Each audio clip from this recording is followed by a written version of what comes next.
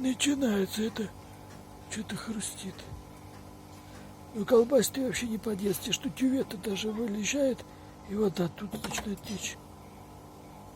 Блин, да что ж так долго-то, не пойму даже.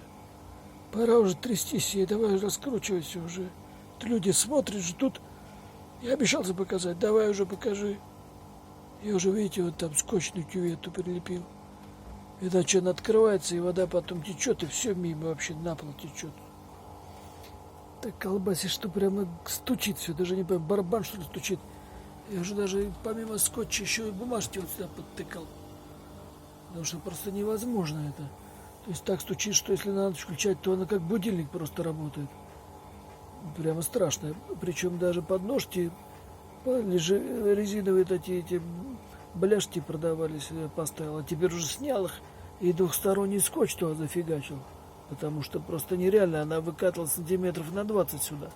Но все стоит четко по уровню. Вот не знаю, что и делать даже. Амортизаторы поменял. Все четко, новые стоят. Читал на форумах, что народ пишет, что пружины просили. Из-за этого колбасит. Я не знаю, подшипник вроде не свистит. Что может быть за петрушка? Подскажите, парни. Ну давай, Макс, пятый. Бош. Спетый диш. Вот пошел, пошел, любимый. Кювета пошла. Так, давай, не подведи, Максик. Покажи, что ты можешь. Машинке, правда, 13 лет.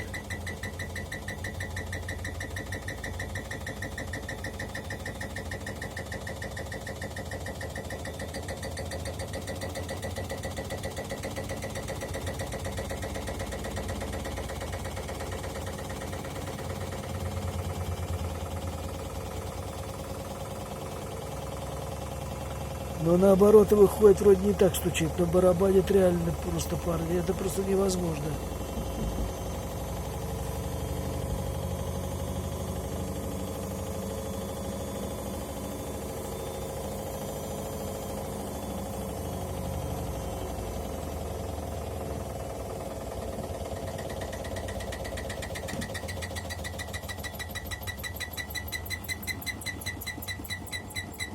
О, пошла, пошла.